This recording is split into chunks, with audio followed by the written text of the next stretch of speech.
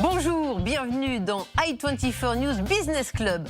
Bleu mythique des mers du Sud, archipel aux eaux cristallines, forêt émeraude, caresse des Alizés. Oui, c'est le programme que je vous propose dans cette émission, car nous allons parler tourisme de luxe avec le groupe Ponant et son directeur général adjoint Hervé Belaïch. Et puis, nous ferons une incursion dans la gestion d'actifs alternatifs avec un groupe leader de la finance. Tikehau Capital était capable d'investir l'an passé 6,9 milliards d'euros. Mais avant cela, coup de projecteur sur le marché des téléphones.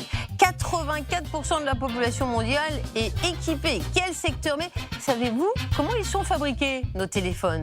Des enfants creusent en Afrique dans les mines à la recherche de minerais.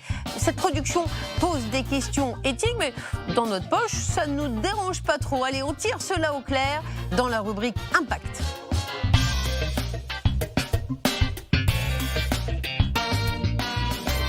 C'est l'un des marchés les plus gigantesques au monde, les smartphones. En 2022, il y a 6,6 milliards d'utilisateurs de smartphones. Pour les fabriquer, il faut des métaux, des extraits de minéraux. Ils sont rares, précieux, donc stratégiques, mais souvent issus de pays et de régimes peu démocratiques. Un sujet réalisé avec Sophie Herriot et Alain Sopp. Si la pratique de la téléphonie mobile s'est généralisée à l'échelle mondiale, les composants nécessaires à la fabrication des smartphones restent cantonnés à quelques pays. Chaque appareil comporte près de 40 éléments extraits de minéraux, borax, quartz, graphite, népouite, des trésors que recèle le musée de la minéralogie à Paris. Il y a de l'or dans nos portables, il y a de l'argent dans nos portables, il y a du platine dans nos portables. Donc des métaux, c'est surtout pour des caractéristiques de conduction électrique par exemple, mais il y a aussi ce que l'on appelle les terres rares, qui sont des éléments qui ont des propriétés particulières, thermoluminescentes ou magnétiques. Et voici la sphalérite. Le cadmium, le gallium, qui sont à l'intérieur, sont là en toute petite quantité. Et évidemment, les prix sont énormes pour ces substances-là. La batterie, la coque, l'écran, les circuits électroniques, tout ça est composé effectivement au départ d'éléments qui sont dans les minéraux. Les minerais destinés à la fabrication de téléphones sont souvent concentrés dans des pays qui posent des questions éthiques. Avec plus de 70% des réserves mondiales de cobalt à son actif, la République démocratique du Congo est le premier producteur mondial de ce minerai bleu-vert utilisé dans les batteries. Dans ce pays évoluent des groupes armés. Le coltan, minéral dont le cobalt et le tantal sont extraits, est essentiellement présent dans les deux provinces du Kivu, près des Grands Lacs, où la géopolitique est l'une des plus compliquées au monde. L'exemple du tantal est frappant. On trouve le tantal en grande quantité dans un pays qui s'appelle la République démocratique du Congo. C'est pas un pays réputé pour sa stabilité, c'est le moins qu'on puisse dire. Et là, je dirais qu'on a à peu près tous les ingrédients de la dramaturgie, si j'ose dire, puisque c'est un problème environnemental. Les lieux d'exploitation, c'est la forêt équatoriale, c'est le territoire des gorilles, et puis des conflits, effectivement, qui traverse ce pays. Il y a une réflexion qui est en cours en Europe et au-delà sur les dépendances qu'on a envers des pays qui produisent les matières premières ou qui ne sont pas au niveau des standards européens en termes de droits de l'homme, par exemple, mais où aussi on a des tensions politiques ou des situations géopolitiques. Qu'est-ce qu'on pourrait essayer de produire en Europe, que ce soit en termes de minerais, et ensuite de pouvoir contraindre en fait notamment les producteurs, les entreprises pour qu'ils se tournent vers certains types de pratiques et certains partenaires qui sont plus proches de nos valeurs. Bonne nouvelle, la France détient l'un de ses minéraux stratégiques, le lithium. L'exploitation des ressources dans l'Allier placerait directement la France à la deuxième place des producteurs mondiaux de lithium, derrière l'Australie. On voit un magnifique échantillon de spodumène. Ce spodumène est un minerai de lithium. On estime que la production du lithium va se multiplier par 10, par 20, par 30, par 40 dans ces prochaines années. Or, il se trouve que du spodumène, il en existe en France, et notamment en Bretagne. Ça pourrait être une source d'exploitation. Est-on d'accord pour exploiter le spodumène en Bretagne. La relocalisation de mines en France pourrait contribuer à sortir les consommateurs de l'ignorance des véritables coûts écologiques de leur mode de vie. Jusqu'à maintenant, on n'exploite pas en France, mais demain, Il y a certaines contradictions entre le fait qu'on va importer effectivement certaines technologies ou certains minerais de l'étranger. En même temps, il y a des résistances effectivement à produire localement, à ouvrir des mines, etc. Alors qu'on pourrait mettre en place effectivement des standards qui feraient qu'on aurait des mines en Europe qui respecteraient certains critères en termes de conditions de travail, de conditions environnementales, etc.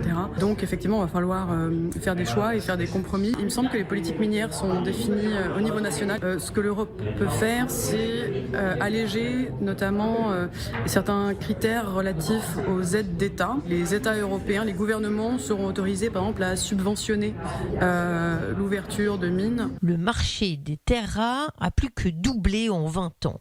Le marché du numérique continue en effet de progresser et l'empire du milieu assure la production mondiale de 60% des terres rares. Un équilibre qui sacrifie notre souveraineté, mais nos valeurs aussi. Il évolue souvent dans des contrées où l'on ne capte pas le téléphone.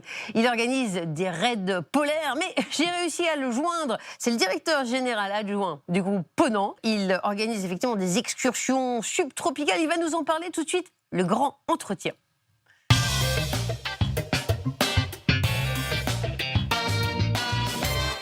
Bonjour Hervé Belaïch, vous êtes le directeur général adjoint du groupe Ponant. Bienvenue dans l'émission Business. On parle effectivement de ce qui fait rêver les croisières. C'est un marché extraordinaire. On va voir des images qui nous donnent tous envie de partir très très vite. Mais c'est surtout un fabuleux marché. Je me suis laissé dire que la croissance du marché s'est accrue de 178% en 2022 dans le secteur du tourisme haut de gamme. Et puis on attend encore 18% en 2023. Est-ce que c'est l'après-Covid? Il y a un besoin de vivre une telle vitalité que vous avez un retour de clientèle très très fort? Je dirais que c'est un type d'expérience assez extraordinaire. Et de fait, il y a de plus en plus d'armateurs qui travaillent sur ce marché-là. Et on voit effectivement une réponse de la part des clients. Le Covid a créé de nouvelles envies, et en particulier de voyager moins, mais voyager mieux. Et effectivement, Ponant, comme d'autres acteurs, est en plein dans ce secteur-là. Alors, vous n'êtes pas tout seul, hein, très, très concurrentiel. Quand on parle de croisière aux États-Unis, on me disait il faut mettre un ticket de 400 000 $.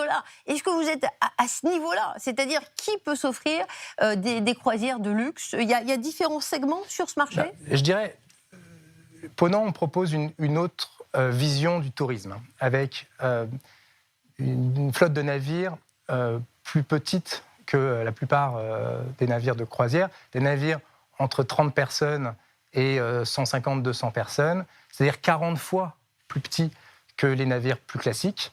Deuxièmement, avec des itinéraires, on va dire, ciselés, des itinéraires d'exception, qui permettent d'aller là où les autres ne vont pas. Et puis enfin, je dirais, un art de vivre à la française, qu'on arrive à faire rayonner sur les mers, qui fait la réputation, la renommée de Ponant depuis 35 ans, puisqu'on fête en avril nos 35 ans. Et je dirais surtout, ce sont des voyages d'éveil à la connaissance, c'est-à-dire où on fait partager à nos passagers une nouvelle vision du monde, et avec des passagers actifs de leur séjour, qui participent à des conférences, qui participent à des ateliers, qui participent à des échanges avec les communautés locales. Et c'est tout ce qui fait aujourd'hui la valeur de ce type de tourisme qui est, je dirais, atypique dans ce qu'on appelle le tourisme en général. On va en parler dans un instant des modalités, mais d'abord, ce marché, pour l'appréhender, 52,3 milliards €, le marché des croisières. 446 navires qui circulent, donc une belle industrie florissante. Quand on regarde les estimations, la tendance est haussière. Le Covid a créé de nouveaux usages. Il y a dans ce marché-là, on va dire, des 97% du marché qui sont sur des navires de plus de 1000 clients ou 2000 clients, jusqu'à 6-7 000 clients. Nous, on est sur une niche de marché. On ne peut même pas appeler ça de la croisière en tant que telle. Ce sont vraiment des voyages transformatif. Et donc, on est sur moins de 3% de ce marché-là, de ce que vous appelez croisière. Alors, effectivement, il y a des zones pour ce marché de la croisière, très important aux Caraïbes, aux États-Unis. L'Alaska, voilà des zones qu'on voit à l'écran où vous êtes assez pionnier et bien présent. Ça représente une petite partie, donc ça reste un petit peu des destinations secrètes. Ponant a réussi à faire cet alliage entre le voyage de luxe et l'expédition. On a inventé, et cocorico pour les Français quelque part, puisque c'est une société française, on a inventé ce modèle-là avec effectivement des itinéraires qui permettent d'aller hors des sentiers battus. Donc, quand on va dans les Caraïbes, on le fait d'une autre manière que ce que peuvent faire les autres types de bateaux. En Alaska également, c'est pas exactement les mêmes itinéraires. Nos itinéraires il y a un fort travail de recherche et développement en amont, de travail avec les communautés locales pour aller dans des endroits qui permettent en fait de révéler finalement, j'allais dire, la beauté de la Terre par la mer. Expliquez-nous, voilà, comment ça se passe. On arrive dans l'Antarctique. Vous me disiez, il y a des naturalistes qui préparent le terrain. C'est une expédition, là. On n'est pas juste sur une petite balade. Vous l'avez dit, c'est une expédition. C'est une expédition transformative. C'est-à-dire, globalement, on a une équipe de naturalistes qui est à bord et qui aide à former, à sensibiliser, à éduquer, entre guillemets, surtout à encadrer toutes les activités qui sont faites, typiquement des balades en banquise. On débarque combien de fois dans On débarque en général 2 à 3 fois par jour sur la période en question. Donc typiquement en Antarctique, c'est quand même très actif. On pourrait se dire, et souvent les clients qui ne connaissent pas les croisières Ponant, on pourrait dire, mais finalement, est-ce qu'on ne s'embête pas ? Non, on ne s'embête pas, au contraire. On apprend des choses. C'est très actif parce qu'on apprend des choses. On a des briefs le soir avec les naturalistes qui vous expliquent ce qui a été vu la journée, les animaux, la faune, la flore, et qui vous expliquent ce qui pourrait être vu le lendemain, sachant que, comme c'est une expédition, rien n'est écrit, et les animaux, on ne peut pas les faire venir s'ils ne sont pas là. Alors, est-ce que c'est vraiment des vacances ? Quand on brise la banquise, on se dit que la sécurité, c'est primordial. Est-ce qu'on est en risque ? Alors, c'est pour ça qu'une entreprise comme Ponant, qui aujourd'hui a été pionnier dans ce monde-là, qui fête cette année, comme je vous l'ai dit, ses 35 ans en avril, a une certaine réputation, renommée de sérieux. On a d'ailleurs créé une école de formation de la navigation dans les glaces qui est réputée dans le monde entier. On peut écouter toutes les musiques. Je ne sais pas si c'est ce qu'on entend sur le commandant Charcot ou vos magnifiques bateaux, là, quand on voit les ours polaires au loin. Alors c'est intéressant parce c'est une très bonne transition, on fait beaucoup de croisières musicales. On fait venir des pianos Steinway par exemple à bord avec les meilleurs pianos du monde. Et donc c'est pas exactement ce type de musique qu'on entend, mais on a des concerts extraordinaires à bord. Effectivement, vous êtes très performant musicalement et en termes de sécurité. C'était une boutade. Le sujet de la sécurité est clé. Les commandants sont les meilleurs commandants au monde de navigation dans les glaces en particulier. Votre question, elle appelle effectivement les sujets de responsabilité sociale, de responsabilité sociale, environnementale, et de faire en sorte que tout se fasse d'une manière raisonnée, maîtrisée, contrôlée, et ce que c'est faire Ponant depuis, comme j'ai dit, 35 ans. Il me semble qu'effectivement, vous alliez très bien les arts, la musique, à l'exploration, la recherche, parce que j'ai vu que vous proposez des parcours. Vous avez même mis des pianos sur les bateaux. On a le droit à des concerts, mais de première classe. On fait venir les meilleurs pianistes au monde pour finalement faire vivre une expérience enrichie, hors norme à nos clients. On a un partenariat avec Relais Château exclusif, on a un partenariat avec Opéra de Paris, avec aussi des musées, le musée Jacques Chirac, le Mucem à Marseille. Et donc chaque croisière a, on va dire, une thématique particulière, avec, je dirais, globalement un tiers de croisières qui se font dans les pôles, un tiers de croisières qui se font en Méditerranée et on va dire dans le nord de l'Europe, et puis un dernier tiers qui se fait plutôt au Japon, qui se fait plutôt en Papouasie-Nouvelle-Guinée, en Nouvelle-Zélande, en Australie. Donc, on comprend que vous alliez la culture et effectivement même la science et les vacances. La science, et puis on fait venir des intervenants, des scientifiques à bord, On a, par exemple, cette année, Éric Emmanuel Schmitt, Franck Ferrand. C'est assez éclectique, ça dépend encore une fois des thématiques. Lorsqu'on fait une croisière au Moyen-Orient, on fait venir Gilles Kepel. On a Pierre Aramé qui vient sur cette même croisière. On a Douglas Kennedy. Donc on a beaucoup d'intervenants qui viennent pour, encore une fois, exhauster la destination et faire en sorte que les personnes qui viennent à bord reviennent avec une expérience enrichie, transformée, une nouvelle vision du monde et quelque part une approche un peu plus active que des simples vacances. Alors, il y a ceux qui aiment le chaud également, il n'y a pas que ceux qui cherchent le pôle Nord. Merveille d'Orient, de la mer Égée à la mer Rouge. Là aussi, vous présentez des périples, hein, on passe par Rhodes, le canal de Suez. Et là aussi, on arrive à redécouvrir, vous allez au-delà des circuits classiques de tourisme. En tout cas, on essaye d'aller au plus près des destinations, au plus près des populations et au plus près de la beauté de ce que peut révéler la Terre. Et on le fait encore une fois avec des équipes dédiées. Chaque année, en fait, on a des équipes dédiées qui vont sur place, qui travaillent avec les différentes communautés pour faire en sorte de proposer une expérience extraordinaire à nos clients. C'est pour ça que nos clients reviennent globalement. Lorsqu'un client vient chez Ponant, dans la plupart des cas, il revient dans les années suivantes. C'est une bonne question. Quel est le profil? Est-ce que ce sont que des milliardaires? Est-ce que c'est le rêve d'une vie pour les noces d'or? On s'offre une belle croisière? C'est quelle catégorie de personnes? Alors, on a plusieurs types de catégories. Dans tous les cas, on a des gens qui cherchent un voyage à sens. Nous, ce qu'on propose, c'est de l'exploration pour inspirer, pour s'inspirer, pour comprendre, pour apprendre et puis pour partager. Ça veut dire quoi? Ça veut dire quand même plusieurs types de profils pour répondre à votre question. Oui, on a des gens qui le font en voyage d'une vie. Ça peut être voyage de noces, mais ça peut être aussi des gens qui connaissent pas très bien les destinations et qui veulent être encadrés par les meilleures équipes de scientifiques, de naturalistes pour pouvoir découvrir la destination dans les meilleures conditions. Et puis, ça peut être des gens qui, au contraire, sont des croisiéristes aguerris qui viennent régulièrement. Et on a des gens qui font 5, 7, 10 croisières par an.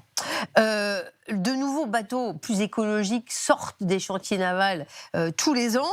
La croisière sur ces géants reste un produit qui a une certaine facture écologique. Et le groupe Ponant, vous avez pris le taureau par les cornes il y a déjà plusieurs années. Vous pouvez nous parler de vos innovations? La croisière a été pointée du doigt depuis quelques années. Et je dirais parfois injustement. Tous les armateurs travaillent à une transition écologique nécessaire dans ces secteurs-là, comme elle est nécessaire dans tout le tourisme, comme elle est nécessaire dans beaucoup d'autres domaines d'activité industriels, de services, d'une manière plus générale. Dans le cas de Ponant, nous, on travaille sur plusieurs aspects. Le premier,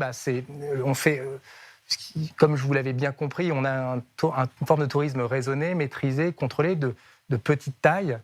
Donc ça veut dire qu'on le fait d'une manière très précautionneuse et chaque itinéraire est un événement et quelque part est travaillé très bien ciselé au départ. Et puis on travaille sur finalement 3 grandes thématiques. Une thématique environnementale pure, donc c'est de la technologie. On a été le premier armateur à avoir un navire de petite capacité propulsé au GNL avec des moteurs hybrides électriques. C'est le dernier navire qui est sorti il y a 2 ans maintenant. On travaille sur toute la partie technologie pour finalement réduire les nuisances sonores, pour réduire les émissions de lumière et pour travailler sur toutes les composantes en amont, en aval de la chaîne de valeur pour être, on va dire, le plus écologique et environnemental possible. Le deuxième sujet, très rapidement, c'est le sujet social. On a à bord des marins qui parfois passent pas mal de temps en navigation sans voir leur famille. On a besoin de travailler avec eux et de leur offrir les meilleures conditions de travail, ce qu'on fait, je pense. Et puis le dernier sujet, c'est peut-être le plus important, c'est l'aspect sociétal. C'est-à-dire que les passagers qui reviennent de ces navires sont, on va dire, plus engagés, sont des ambassadeurs des destinations. Merci Hervé Berlich d'avoir été notre invité, de nous faire rêver. On peut tous se prendre pour la Pérouse, partir à la conquête de ces zones lointaines. Et on sent qu'on est pris en main et en sécurité sur ces beaux bateaux. Merci d'avoir été notre invité. On passe tout de suite à la séquence économie.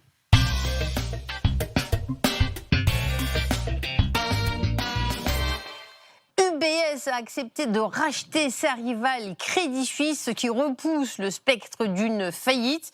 Et oui, il reste quand même cette inquiétude sur une éventuelle onde de choc dans la finance. Je me tourne vers un expert. Henri Marcus, bonjour. Vous êtes directeur général adjoint de Tikehau Capital, groupe de gestion d'actifs alternatifs. Qu'est-ce qui se passe dans la bourse? Un environnement qui se dégrade quand même, hein. Je pense que c'est avant tout la résultante de ce qui se passe depuis maintenant un peu plus de 12 mois dans notre univers, avec énormément de changements, des changements géopolitiques, des changements économiques importants, l'arrivée de l'inflation post-Covid, et puis surtout un paradigme qui change totalement sur les taux d'intérêt. On sort d'une époque de plus de 10 ans avec des taux d'intérêt négatifs, et là un changement énorme avec ces hausses de taux d'intérêt qui ont énormément de répercussions, dont cette crise de confiance actuelle, effectivement, dans l'environnement bancaire, qui est avant tout une crise de confiance envers les acteurs américains et à la fois européens, même si au niveau européen, on a des acteurs qui sont quand même beaucoup plus solides et beaucoup plus régulés d'ailleurs. Je vous vois plutôt serein. C'est vrai que Tikehau Capital est bien capitalisé, hein, c'est le moins qu'on puisse dire. Quelques chiffres pour vous présenter. 38,8 milliards d'euros pour l'encours de l'activité de gestion d'actifs, avec 6,4 milliards de collecte nette. Quand je regarde l'année passée, vous avez investi 7 milliards d'euros. Quelle ampleur, hein, le groupe est devenu un acteur important de la finance. Alors, le groupe Tikehau opère aujourd'hui sur 14 géographies, plus de 750 personnes qui opèrent et donc dont le métier est d'investir, de générer de la performance pour nos clients. C'est ce que nous faisons depuis 19 ans. Et nous opérons aujourd'hui à travers ces géographies. Nous sommes un pont, si vous voulez, entre l'épargne mondiale, qui a connu une croissance extraordinaire sur les 15 dernières années, et puis l'économie que nous finançons. Nous sommes un acteur, nous fournissons des solutions, nous orientons l'épargne vers des entreprises à travers des solutions d'investissement, vous l'avez évoqué, à travers des instruments de dette, à travers des instruments d'equity, de capital investissement ou encore d'immobilier, et tout ça pour le compte d'institutionnels ou de particuliers, donc générer de la performance, tout ça associé à une forte capitalisation, vous l'avez dit, plus de 3 milliards de capitalisation, qui est une force très forte du modèle, c'est nos sommes investies dans l'ensemble de nos fonds, nous sommes alignés avec nos clients aujourd'hui, plus de 3 milliards également investis dans les fonds que nous gérons. Pour investir, vous choisissez bien vos dossiers. Je me suis laissé dire que sur 100 dossiers, vous n'en retenez que 3, c'est pas beaucoup, hein. C'est clé, si vous voulez, la sélectivité dans notre modèle, elle est clé, puisque pour bien investir, c'est avant tout au moment du choix. Et donc, c'est aujourd'hui ces 750 personnes, ces 14 géographies qui nous permettent de sélectionner l'ensemble de ces investissements pour faire en sorte que nous gérons de la performance, encore une fois, pour nos clients et pour nos actionnaires, bien évidemment. Vous êtes implanté en Israël, l'expansion internationale est à l'ordre du jour, hein. L'Amérique du Nord, ça représente déjà 7%, l'Asie 5%. Vous nous parlez de votre aventure au Moyen-Orient ? Alors, depuis l'introduction en bourse, depuis 2017, nous avons connu une croissance très forte à l'international. Aujourd'hui, quasiment 40% de nos encours sont détenus par des clients internationaux. Israël est une zone importante. Nous approchons le milliard d'euros d'encours auprès de grands investisseurs israéliens, de grandes compagnies d'assurance ou de retraite que sont Migdal, Phoenix ou encore Amitim. Depuis maintenant 5 ans, l'ensemble de ces investisseurs nous ont fait confiance, nous ont confié des ressources pour les investir dans nos solutions. Depuis maintenant 2 ans, nous avons ouvert un bureau à Tel Aviv avec 2 collaborateurs qui sont donc le relais en permanence auprès de ces compagnies d'assurance et de ces compagnies de retraite pour présenter nos produits et présenter ce qu'on fait depuis 19 ans, à savoir générer de la performance pour nos clients. Quelle productivité, hein, 2 personnes, 1 milliard. Un mot de la finance durable, on a vu une magnifique illustration parce que vous avez signé avec Carbone et puis vous avez le plus grand fonds de transition énergétique. Vous nous en parlez un petit peu de cet investissement responsable ? Alors ça, c'est au cœur de l'innovation du modèle de Tikehau. Depuis maintenant 2018, nous avons développé toute une gamme Impact. Je le disais, nous sommes un acteur important, nous orientons l'épargne vers les entreprises et nous faisons cela en même temps avec un angle impact très important. Aujourd'hui, plus de 2,3 milliards d'encours sur ces sujets de décarbonation, de biodiversité. Nous avons développé toute une gamme de produits importante qui vise justement à soutenir ces entreprises qui s'engagent dans une démarche aujourd'hui vraiment de transition, décarbonation ou encore une fois biodiversité. En bref, un particulier peut s'adresser à vous ? Alors totalement, nous avons toute une gamme de produits qui sont accessibles pour les particuliers. Nous avons d'ailleurs renforcé ces produits depuis plusieurs années. Ça peut se faire à travers des contrats d'assurance vie qui sont distribués par les réseaux bancaires ou encore par les assureurs. Et puis une des meilleurs moyens, je dirais, d'avoir accès à la performance de nos produits, c'est également d'investir dans l'action Tikeo qui génère à la fois la performance de notre modèle opérationnel, notre résultat d'exploitation, mais également qui permet d'accéder à la performance de l'ensemble des fonds dans lesquels nous sommes investis. Et puis merci de continuer le voyage dans cette émission. On a commencé effectivement au pôle Nord, on est passé dans les Antilles avec un acteur des croisières de luxe. Et bien avec Tikeo, le savez-vous, c'est le nom d'une île polynésienne. On continue de voyager dans la finance et on est bien content de vous voir très serein alors que ça bouge pas mal. Hein. On a craint encore l'effet de domino avec ce rachat de Crédit Suisse par UBS. Eh bien les tensions semblent se calmer. Voilà, nous étions avec le directeur général Henri Marcus de Tikeo Capital qui représente tout de même une société qui a accru son résultat de 58% l'année passée. Bravo. Et puis merci à toute l'équipe qui j'espère ira rapidement en Polynésie, à savoir Baptiste Noble-Werner, Mélanie André-Zetoun, Bertrand Séguier. Merci à tous ceux qui ont contribué à cette émission et merci à nos invités. Merci à vous. Au revoir.